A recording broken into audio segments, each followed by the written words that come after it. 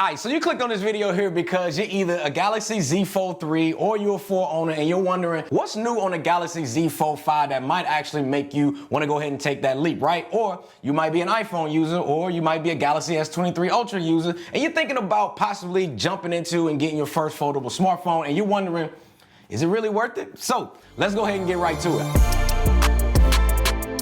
Alright, so the first thing I want to start off with and talk about, and we get right into it, and that is the battery life on the Galaxy Z Fold 5 versus the Z Fold 4. Now, they both have the exact same battery capacity of 4,400 milliamp hours. When I had the Galaxy Z Fold 4, and I recently just sold it like last week just so I can get the Z Flip 5, but you know, we're gonna talk about that in another video. But I'll say the battery life on that phone was actually pretty decent considering the fact that it is powering two screens. Based off of my usage, was it an all-day battery?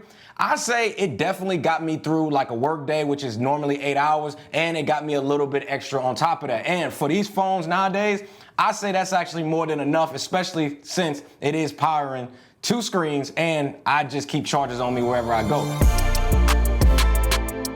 The next thing we gotta talk about, and that is internal storage. There is a difference here that I feel like nobody is really kind of talking about that could actually be a big deal depending on where you guys are located. When it comes to the Galaxy Z Fold 5 versus the Z Fold 4, storage could actually be lower on your device right out of the gate, depending on where you guys are located. As most of you guys know out there, that when you guys buy a smartphone, although it is advertised at either 1 terabyte, 512 gigabytes, or 256 gigabytes, you're actually not getting 100% of that storage because a lot of the pre-installed software will take up a lot of that space. Well, on the Galaxy Z Fold 5, that storage could actually be lower based on a lot of variables like the country, your carrier, or the region you guys are from. Samsung does not specify this on their website based on regions, but for example, if you were to buy a 512 gigabyte Z Fold 5 here in the US and you realize you actually are getting 480 gigabytes of internal storage, but you might have a friend that's over in Europe who just purchased theirs and they got 500 gigabytes of internal storage. So if you ever was wondering that, now you know. Alright, so when it comes to the processor, we are actually getting a spec bump here. Now in the Z Fold 4, they gave us Qualcomm Snapdragon 8 Plus Gen 1 processor, which I gotta say, speaking again from experience of having that phone and interacting with it for literally for a whole year, like it was solid. However, this year they're giving on the Z Fold 5, we're getting a Snapdragon 8 Gen 2 model, which it's definitely going to offer better performance. It's going to be way more efficient and helping to extend that battery life to even more that we got on the Z Fold 4, even though it's the same milliamp hours in capacity.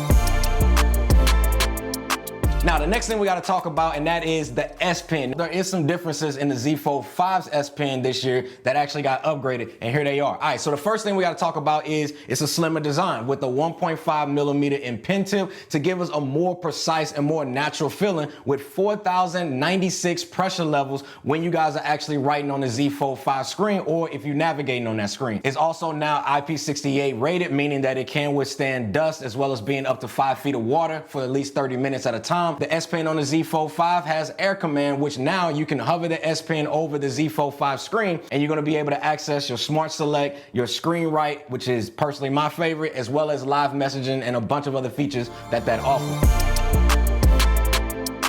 The next thing we got to talk about, and we got to be honest and talk about it, and that is the cameras. Now, to me, there's really no differences at all when it comes to the cameras on here, which is kind of disappointing. But here we are getting the same 50 megapixel wide, 12 megapixel ultra wide, 10 megapixel telephoto, as well as a 3x and a 30x space zoom for the rear cameras. And then on the front, we're getting 4 megapixel on the display camera. And on the front, when it is closed, you're getting a 10 megapixel front facing camera. So if you got the Z Fold 4 and you thinking about possibly getting the Z Fold 5, thinking that it's going to upgrade and give you a better camera, you know, I'll probably pump my brakes here.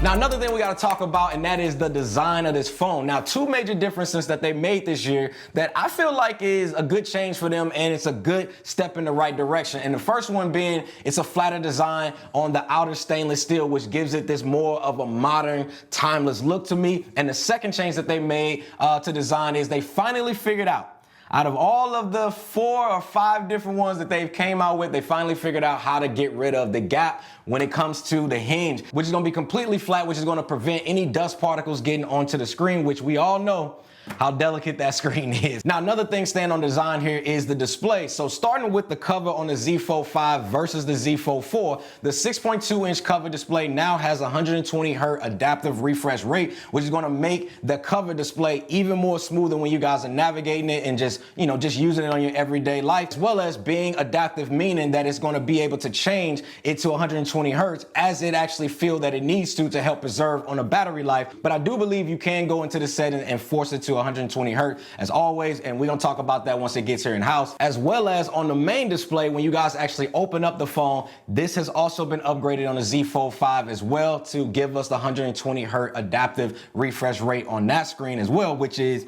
a W. So for me, Z Fold 5, when it comes to the refresh rate, is definitely an increase over the Z Fold 4. So, are there a lot of changes to the Z Fold 5 versus the Z Fold 4? Honestly, not really, but I will say the changes that they did make on this, to me, it definitely is needed, and I feel like it is a step in the right direction of where they plan on going with foldables, because to me, the Z Fold 4 was by far my favorite phone of last year, even though I am an iPhone user, and I use that as my daily driver for many other reasons. But let me know down in the comment section below. I want to know if you guys found this video helpful. If you did, give the video a like, give it a subscribe. We on our way to 100K. We close to 80K, so make sure you guys, support your boy. But anyway, man, I'll see y'all in the next one. Squad, we out.